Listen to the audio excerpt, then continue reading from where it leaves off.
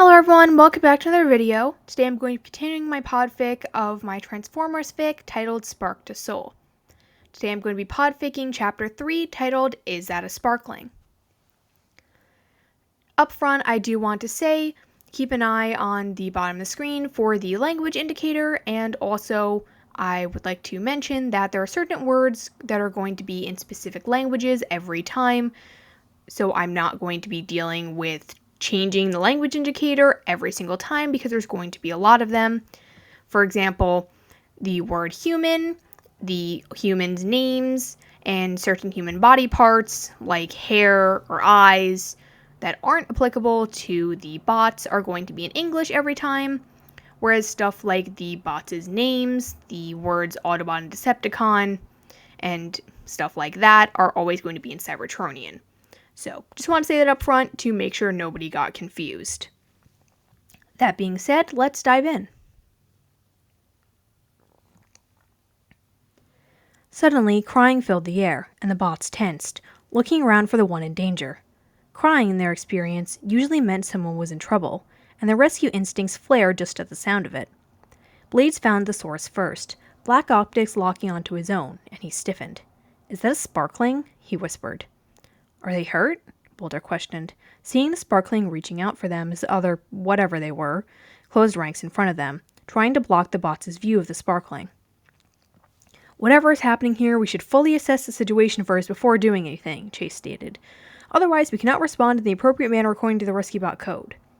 Wave growled lowly, still in a defensive position in front of the group.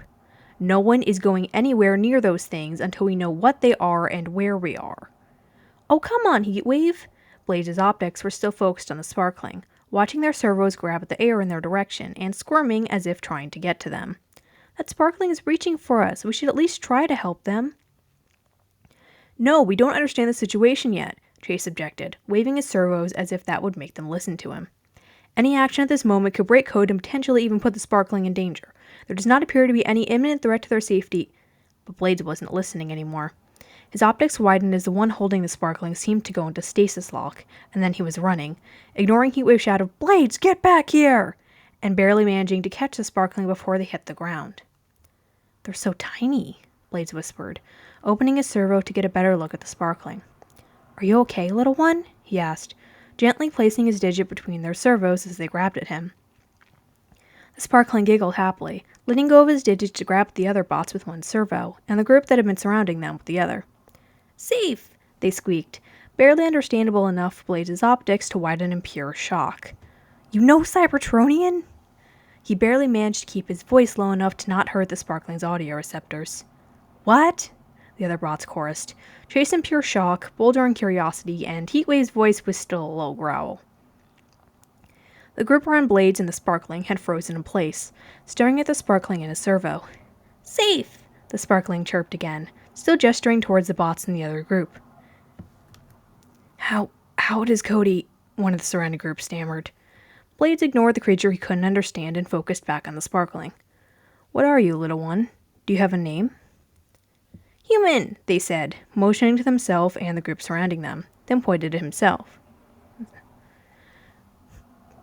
"Cody!" Blades tried out the words, pronouncing them with some difficulty, but managing to get them after a few tries. Cody giggled excitedly, and he took that as a sign that he did it right. Now that he knew the sparkling could understand him, it was time to clear something up. "Cody, are you a mech or a femme? We don't know much about humans." Cody paused, seeming to be thinking something over. "He," the sparkling declared, pointing at himself. "Not mech, male." "The sparkling's name is Cody," Blades called to the other bots. "He says he's male but not a mech. It seems like humans don't use the same terms as us." "Excuse me," someone called, and Blades looked down to see what looked like the oldest of the humans tapping his ped. "Can I have my son back, please?" He tilted his helm in confusion, looking at Cody. "What did they say?" "Wants me back," the sparkling translated. Blades was immediately concerned. "Will you be okay? You were crying before." Cody giggled, as if saying that Blades was being silly. "Wanted meet friends. Show humans safe. You safe." "So it's okay if I give you back to them? Who are they?" Blades double-checked, wanting to make sure he wouldn't be returning the sparkling to a dangerous situation.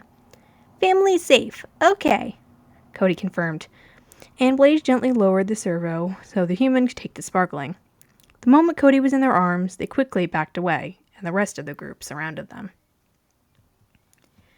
And with that wraps up the chapter. Thank you so much for listening, and have a nice day, everyone. I will see you next time. Bye, everyone!